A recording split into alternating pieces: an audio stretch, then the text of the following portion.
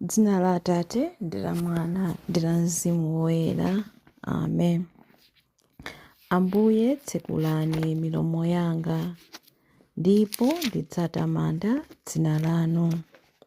Ulemu ukhale kwa Atate ndi kwa Mwana ndi kwa Mzimu Woyera, monga panali poyamba, tsopano ndi masiku onse, ndi pa nthawi zosatha. Amen. Ulemerero wa masiku 40 awa tikusangalala ndi nyimbo zotamanda, popeza Khristu kudzera mwa Iye amene zonse zinalengedwa, Iye mwini anatsala ndipo anapemphera yekha, ndiponso akusala Mose anaona. Mulungu wachikondi amene anapereka lamulo, ndipo kwa Eliya pakusala kunabwera akavalo ndi magaleta amoto. Choncho Danieli anaona ndi maso ake zodabwitsa, atapulumutsidwa ku mphamvu ya mikango, ndipo Yohane mnzake wamkwati anakhala wolengeza za dzina la Mpulumutsi. Ifenso Ambuye tipatseni kuthekera kochita monga iwo zinthu zotero, kuti potero zibweretse matamando aakulu kwa inu. Mizimu yathu ilimbikitsidwe ndi chaulere chanu, ndipo tipatseni chisangalalo kuti tione nkhope yanu. Atate, Mwana ndi Mzimu Woyera, kwa inu mapemphero onse ayenera kuperekedwa ndi kupembedzedwa ndi mtundu wonse wa munthu, kuchokera m'bado ndi m'bado. Ambuye okhawo. Ulemu ukhale kwa Atate ndi kwa Mwana ndi kwa Mzimu Woyera, monga panali poyamba, tsopano ndi masiku onse, ndi pa nthawi zosatha. Amen. Chilimbi 1. Njira zanu zonse ndi zangwiro. Kodi ndi mulungu wotani angafanane ndi Mulungu wathu? Ndikulira mopemba kwa Mulungu, ndi mawu okweza ndi kufuwula kwa Mulungu kuti andimve. Pa tsiku la mavuto ndimafunafuna Ambuye, usiku wonse ndimakweza manja anga ndi kupemphera kosalekeza. Mtima wanga umakana kuwusangalatsa, ndikamalingalira za Mulungu ndimangobuwula mtima. Ndikamasinkhasinkha za Iye ndimataya mtima. Mumagwira zikope zanga kuti ndisagone tulo. Ndikuvutika kwambiri kotero kuti sindingathe kulankhula.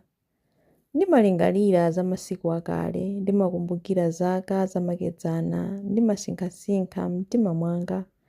Usiku ndimadzifunsa ndikufufuza mtima mwanga, kodi Ambuye adzandikana mpaka liti? Kodi sadzandikomeranso mtima? Kodi chikondi chawo chosasinthika chija chatheratu? Kodi malonjezo awo aja atha mpaka muyaya? Kodi Mulungu wayiwala kukoma mtima kwake kuja? Kodi wakwiya ndi kuleka chifundo chake chija? Chondiwawa nchakuti Mulungu wopambana zonse wasintha machitidwe ake. Komabe ndidzakumbukira ntchito zanu inu chauta. Inde ndidzakumbukira zodabwitsa zanu zakalekale. Ndidzasinkhasinkha za zonse zimene mwachita. Ndidzalingalira za ntchito zanu zamphamvuzo. Njira zanu inu Mulungu nzoyera. Kodi alipo Mulungu winanso wamkulu ngati Mulungu wathu? Inu ndinu Mulungu amene mumachita zodabwitsa, amene mwaonetsa mphamvu zanu pakati pa mitundu ya anthu. Mudawombola anthu anu ndi mkono wanu wamphamvu, ndiye kuti ana a Yakobe ndi Yosefe. Pamene madzi adakuonani inu Mulungu, pamene madzi adakuonani adachita mantha. Inde nyanja yakuya idanjenjemera, mitambo idachucha madzi. Mumlengalenga mudachita bingu, zing'aning'ani mbali ndi mbali. Phokoso la bingu lanu lidamveka konsekonse. Mphenzi zanu zidawalitsa dziko lonse. Dziko lapansi lidanjenjemera ndi kugwedezeka. inu mudadzera pa nyanja, njira yanu idadzera pa madzi akuya, komabe mapazi anu sadaoneke. Mudatsogolera anthu anu ngati nkhosa kudzera mwa Mose ndi Aaroni. Ulemu ukhale kwa Atate ndi kwa Mwana ndi kwa Mzimu Woyera, monga panali poyamba, tsopano ndi masiku onse, ndi pa nthawi zosatha. Amen. Njira zanu zonse ndi zangwiro. Kodi ndi Mulungu wotani angafanane ndi Mulungu wathu? Chilimbi 2. Mtima wanga ukusangalala mwa Ambuye, Iye amatsitsa odzikweza kuti atikweze ife. Hana adapemphera nati, mtima wanga ukukondwa chifukwa cha zimene chauta wandichitira. Ndikuyenda ndi mtidi chifukwa cha chauta. Pakamwa panga pakula nkuseka adani anga monyodola. Ndakondwa kwambiri chifukwa mwandipulumutsa. Palibe woyera wina wofanana ndi chauta. Palibe wina koma Iye yekha. Palibe thanthwe lina lotchinjiriza lofanafana ndi Mulungu wathu. Anthu inu musalankhulenso modzitama, pakamwa panu pasatuluke zodzikuza, pakuti chauta ndi Mulungu wanzeru. Ndiye amene amaweruza ntchito za anthu. Ankhondo amphamvu amauta awo athyoka, koma anthu ofowoka avala dzilimbe. Anthu amene kale adali okhuta tsopano akusuma, koma amene kale adali ndi njala tsopano akukhuta. Chumba chabala ana 7, koma wobereka ana ambiri watsala yekha. Chauta amadzetsa imfa ndipo amabwezeranso moyo. Amatsitsira ku manda ndipo amatulutsakonso. Chauta amasaukitsa ndipo amalemeretsa. Amatsitsa ndipo amakweza. Amakweza osauka kuwachotsa pa fumbi. Amachotsa anthu osowa pa dzala. Amawakhazika pamodzi ndi akalonga. Amawapatsa mpando waulemu. Nsanamira wa dziko lapansi nzake za chauta. Adakhazika dziko lapansi pa nsanamirazo. Anthu okhulupirira Iye adzatchinjiriza moyo wawo, koma anthu oyipa adzazimirira mu mdima. Popeza munthu sapambana ndi mphamvu zake, chauta adzaphwanya adani ake, adzawaopsa ndi bingu kuchokera kumwamba. Chauta adzaweruza mpaka kumathero a dziko lapansi, koma adzalimbitsa mfumu yake. Adzakuza mphamvu za wodzozedwa wake. Ulemu ukhale kwa Atate ndi kwa Mwana ndi kwa Mzimu Woyera, monga panali poyamba, tsopano ndi masiku onse, ndi pa nthawi zosatha. Amen. Mtima wanga ukusangalala mwa Ambuye, Iye amatsitsa odzikweza kuti atikweze ife. Chilimbi 3. Ambuye ndiye mfumu, dziko lonse lapansi lisangalale. Chauta ndiye mfumu, anthu apa dziko lapansi akondwere. Anthu onse ambali mwa nyanja asangalale. Mitambo ndi mdima waukulu za mzinga chauta. Amalamulira molungama, mu ufumu wake mulibe tsankho. Moto umapita patsogolo pake, umapsereza adani ake omzinga kulikonse. Zing'aning'ani zake zimawalitsa dziko lonse lapansi. Dziko lonse limapenya nkugwedezeka. Mapiri amasungunuka ngati sera pamaso pa chauta. Ndiye wolamulira dziko lonse lapansi. Zakumwamba zimalalika zakulungama kwake, ndipo anthu a mitundu yonse amaona ulemerero wake. Onse opembedza milungu yonama, amene amanyadira mafano achabechabe, amachititsidwa manyazi, popeza milungu ina yonse imagonjera chauta. Anthu a ku Ziyoni akumva ndipo akusangalala. Midzi ya ku Yuda nayonso ikukondwera chifukwa cha kaweruzidwe kanu inu chauta. Pakuti inu chauta ndinu wopambana zonse, wolamulira dziko lonse lapansi. Ndinu wamphamvu kupambana milungu yonse. Chauta amakonda anthu odana ndi zoyipa. Iye amasunga moyo wa anthu ake oyera mtima. Amawapulumutsa kwa anthu oyipa.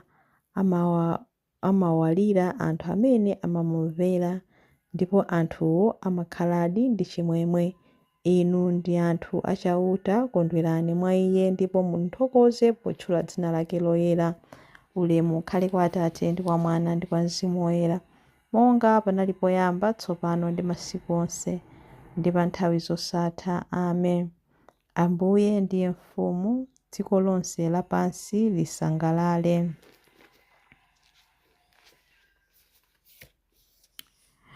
Mawu a Mulungu. Mawu akuchokera mu buku la Deuteronomy. Deuteronomy 7 vesi ya 6b 8 mpaka na 9. Mulungu adasankha inu kuti mukhale anthu ake pakati pa anthu onse a pa dziko lapansi. Chauta adakukondani ndipo adafunadi kusunga malumbiro amene adachita ndi makolo anu. N'chifukwa chake adakupulumutsani ndi mphamvu zake, nakusandutsani mfulu kukuchotsani m'dziko la ukapolo kwa mfumu ya ku Igupto ija. N'chifukwa chake mudziwe kuti Chauta Mulungu wanu ndiye yekha Mulungu, ndipo ndi Mulungu wokhulupirika. Iye adzasungadi pangano chake ndipo adzaonetsa chifundo chake chosasinthika kwa anthu a mibado zikwi zambirimbiri amene amakonda Iye namamvera malamulo ake. Mawu a Ambuye. Tithokoze Mulungu. Chiyankho. Mulungu mwini adzandipulumutsa ku msampha wa mlenje. Mulungu mwini adzandipulumutsa ku msampha wa mlenje. Kwa iwo amene angathe kunditchera ndi mawu awo onyenga ndi ku msampha wa mlenje. Ulemu ukhale kwa Atate ndi kwa Mwana ndi kwa Mzimu Woyera. Mulungu mwini adzandipulumutsa ku msampha wa mlenje. Chilimbi cha nyimbo ya Zakariya. Mwana wa munthu adabwera osati kuti ena adzamutumikire ayi, koma kuti iyeyo adzatumikire anthu ndi kupereka moyo wake kuti awombole anthu ochuluka. Adalitsike Ambuye Mulungu wa Israeli, wadzayendera anthu ake ndi kuwawombola. Watiukitsira ife mpulumutsi wamphamvu, nyumba ya Davide mtumiki wake, monga adalonjezera ndi milomo ya anthu oyera, iwo amene adali aneneri pa nthawi yakale. Mpulumutsi amene adzatimasula ife kwa adani athu, ku manja a onse amene amadana nafe. Choncho chikondi chake pa makolo athu chakwaniritsidwa, ndiponso pangano chake choyera chakumbukiridwa. Adalumbira kwa Abrahamu atate athu kuti adzatilola ndi ufulu ku mantha, ndi kupulumutsidwa m'manja mwa adani athu, kuti tithe kumutumikira Iye kuyera ndi mwachilungamo masiku onse a moyo wathu pamaso pake. Kwa iwe mwana wang'ono, udzayitanidwa mneneri wa Mulungu wammwambamwamba. Udzapita m'tsogolo mwa Ambuye kuti ukakonze njira zake Iye asanabwere, kuti akadziwitse anthu ake za chipulumutso chawo, kudzera m'chikhululukiro cha machimo awo onse, chikondi chokoma cha mtima wa Mulungu wathu, amene amatiyendera ngati m'bandakucha wakumwamba. Adzapasa kuwala iwo amene ali mdima, iwo amene akukhala mu mthunzi wa imfa, ndi kutitsogolera ife mu njira ya mtendere. Ulemu ukhale kwa Atate ndi kwa Mwana ndi kwa Mzimu Woyera, monga panali poyamba, tsopano ndi masiku onse, ndi pa nthawi zosatha. Amen. Mwana wa munthu adabwera osati kuti ena adzamutumikire ayi, koma kuti iyeyo adzatumikire anthu ndi kupereka moyo wake kuti awombole anthu ochuluka. Mapemphero. Tiyeni Mulungu Atate athu kudzera mu mphamvu ya Mzimu Woyera. Tiyamike Mulungu Atate athu kudzera mu mphamvu ya Mzimu Woyera, amayeretsa mitima yathu ndi kutilimbikitsa m'chikondi. Tiyeni modzichepetsa tipemphe. Ambuye, tipatseni Mzimu wanu Woyera. Tithandizeni ife kulandira zinthu zabwino kuchokera ku chuma chanu ndi chiyamiko chozama, ndi kuvomereza modekha zovuta zonse zobwera kwa ife. Tiphunzitseni kukhala wokonda osati mu nyengo zopambana zokha ayi, koma makamaka mu zochitika za moyo wa tsiku ndi tsiku. Ambuye tipatseni mzimu wanu woyera, tithe kudziletsa ku zinthu zimene kwenikweni sitikuzisowa.